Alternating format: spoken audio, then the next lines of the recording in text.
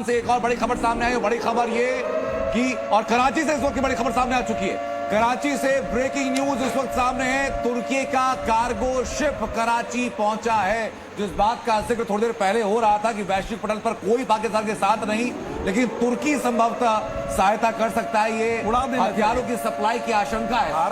भारत को सबसे पहले तुर्की के इस जहाज को उड़ा देना चाहिए, कार्गो शिप को। मैं फिर ये कहता हूं कि जब तक आप ऑफेंसिव नहीं लेंगे, तुर्की अपने आप में, जैसे इन्होंने कहा ना, इस्लामिक वर्ल्ड का लीडरशिप के लिए पहले 4 लोग लड़ रहे थे। इजिप्ट लड़ रहा था। इजिप्ट ने उस समय, आपको ध्यान होगा कि स्वेज कैनाल बंद करके यूरोपियन की एंट्री मना कर दिया था। ठीक है, इजिप्ट उस समय था। इसके बाद दूसरा टर्की था, तीसरा जो है वो सऊदी अरब चूंकि मक्का में है, और चौथा जो है वो पाकिस्तान, पांचवा जो है ईरान। ये 5 ऐसे कंटेंडर थे जो इस्लामिक वर्ल्ड का नेता बनने के लिए थे। इजिप्ट को पीट पाट करके डेविड कैंप का समझौता हुआ और इजिप्ट इस लड़ाई से बाहर निकल गया। समझ गए कि नहीं? अब ये बचा हुआ था पाकिस्तान, जिसको न्यूक्लियर बम के बाद बार बार दिखाया था कि हम नेता बनने वाले। पाकिस्तान की धुलाई के 10 सबूत सर अपनी स्क्रीन पर अब लगातार दिखा रहे हैं कि धुलाई कैसे कैसे की गई है, उसके लाइव सबूत हम लगातार दिखा रहे हैं। और हमारे सहयोगी रजत वोरा भी लगातार हमारे साथ बने हुए हैं और ग्राउंड से रिपोर्टिंग कर रहे हैं। ये जी न्यूज का जज्बा है कि रिपोर्टर ग्राउंड से लगातार अपडेट हमें दे रहे हैं। रजत, जरा बताइए कि इस वक्त क्या अपडेट्स आपके पास आ रही हैं? जी बिल्कुल, बता दें कि अभी हमें अंदर आना पड़ा क्योंकि रजौरी में लगातार शेलिंग हो रही है। लाइट बंद करने के लिए हमें कहा जा रहा है बार बार। और क्योंकि आपको बता दें कि जिस तरह से मैं एक बार बीच में रोकूंगा आपको। शेलिंग यहाँ पर ये बात मैं बार बार आपसे कह रहा हूँ, इस चीज का ध्यान रखिए। अथॉरिटीज जो कह रही हैं उसको बिल्कुल अक्षरशः, मतलब शब्दशाह फॉलो कीजिएगा। बिल्कुल जो वो लोग कह रहे हैं उसको फॉलो करते हुए चलिए। इस वक्त हर किसी को, अथॉरिटीज को, सेना को, अर्धसैनिक बल हमारे, उन सबको सपोर्ट करना है। हमें कहीं भी कोई काम ऐसा नहीं करना है जिससे कि उनके लिए कोई चुनौती खड़ी हो। तो निश्चित तौर पर आप अपनी रिपोर्टिंग करते रहिए, लेकिन वो सारे की सारी गाइडलाइंस और नॉर्म्स को फॉलो करते हुए कीजिए।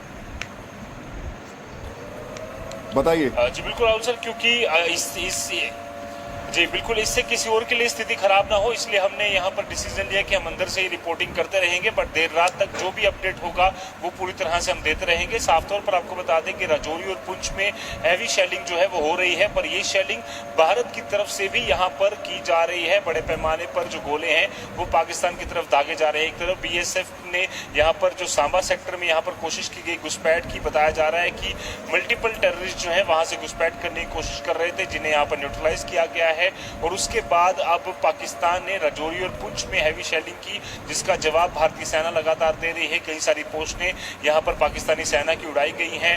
यहाँ पर पाकिस्तानी सेना के कई रेगुलर जो हैं वो मारे जाने की खबर है, क्योंकि ये जो इलाके हैं, ये अगर राजौरी सेक्टर की बात करें, नौशहरा सेक्टर जहाँ जंगड़ के सामने का कोटली इलाका पड़ता है, वहीं बिम्बर, इसके अलावा मुजफ्फराबाद और पुंछ के कुछ जो पाकिस्तान की तरफ जो इलाके हैं भारत के, वो यहाँ पर कहीं ना कहीं पूरी तरह से POK में जो लॉन्च पैड बनकर बैठे हैं, उन्हें यहाँ पर पूरी तरह से उड़ाने की भारतीय सेना की कोशिश है, ताकि जो आतंकी एक रजत में लाडू आपके पास। इसी बीच एक बड़ी खबर आ रही है, POK में हाजिरा पर एक बड़ी स्ट्राइक की है। हाजिरा पर एक बड़ा हमला किया और हाजिरा की स्ट्रेटेजिक इंपॉर्टेंस इसलिए भी ज्यादा है क्योंकि वहां पर पाकिस्तान की आर्मी का एडमिनिस्ट्रेटिव हेडक्वार्टर भी है। POK में भारत लगातार बड़ी कार्रवाई कर रहा है और एक और बड़ी कार्रवाई POK में की गई है। POK में बड़ा नुकसान भारत के हमले के बाद वहां देखा जा रहा है। हाजिरा इलाका हम बार बार दोहरा रहे हैं, वो इलाका जो कि पाकिस्तानी आर्मी का एडमिनिस्ट्रेटिव हेडक्वार्टर है। और राहुल जी, POK में पूरी सेना, जो पाकिस्तानी सेना है, उसने अपनी ताकत झोंक रखी है। 70 से 80 हजार उसके सैनिक इस वक्त वहां पर मौजूद है। जो आउटर स्कर्ट है उसका, वहां पर उसने जितने भी अपने रिटायर्ड के आर्मी पर्सन थे उनको बैठा रखा है, ताकि 2 तरीके से लड़ाई लड़े। लेकिन कपिल सर, जो आप जिस तरीके से मुस्कुरा रहे हैं, इस बार POK की कुछ उम्मीद आपको लग रही है? देखिए, उम्मीद ये है, मैं समझता हूँ कि हमारे फोर्सेस वो गलती नहीं करेंगे जो रशिया ने एक यूक्रेन में कर दी थी, कि पोलैंड की तरफ से जो सप्लाई चेन थी यूक्रेन की, उसको रशिया ने मिसाइल से ध्वस्त नहीं किया था। उनकी जो ट्रेन और रोड वाली सप्लाई थी। मेरा ये मानना है कि जो POK के अंदर इनको सप्लाई चेन्स है इनकी, पाकिस्तान आर्मी की, उनके जो ब्रिजेस हैं और वो जो रोड्स हैं और वो जो एस्पेक्ट्स हैं, उनको तहस करना चाहिए। नहीं, वो करेगा तो चीन क्या करेगा? चीन तो आएगा फिर बीच। सर, चीन का तो बाप भी नहीं आएगा, और मैं वजह बता दूंगा आपको क्यों नहीं आएगा। देखिए, चीन जो है बहुत शातिर है, चीन भी जानता है कि इस्लामिक कट्टरता क्या है, इसलिए उज़्बेकों को जो है वो दाढ़ी भी नहीं रखने देता और उनकी मस्जिदों में उसने बार बनवा दिए हैं और डांसिंग वो बनवा दिए हैं। लेकिन बाहर वो दुनिया भर में इन आतंकियों को सपोर्ट करता है, तो वो समझता है कि मेरा इंटरेस्ट है वहाँ पे, चाहे वो हूती हो चाहे वो हो, इनको सपोर्ट करता है। चीन है व्यापारी इस समय दुनिया का सबसे बड़ा, और चीन को अफगानिस्तान से भी व्यापार करना। अब अफगानिस्तान का मार्केट उसके लिए बेटर है या पाकिस्तान का नहीं, मार्केट? उसमें लेकिन एक सवाल ये भी है ना कि पीओके में उसका जो सीपेक है, सर वो सीपेक के ऊपर मैं एक बात बताऊं आपको। देखिए, जो मेरा एनालिसिस है, व्यापार हम भी करना चाहते हैं। हमने भी साउथ ईस्ट एशिया का पूरा और रास्ता बनाने की बात की थी।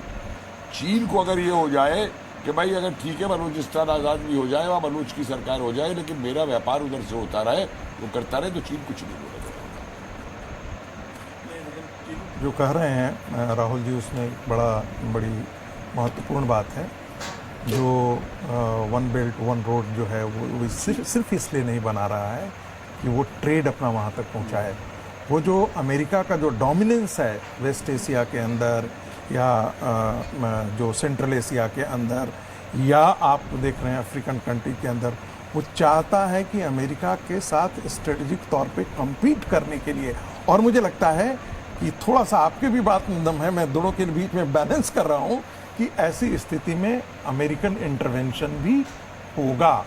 ऐसी स्थिति में अमेरिका भारत के साथ खड़ा हो जाएगा। वैसे ही खत्म हो जाएगा। भारत नहीं है कि किसी से पूछ के कुछ करेगा, सिर्फ बता रहा है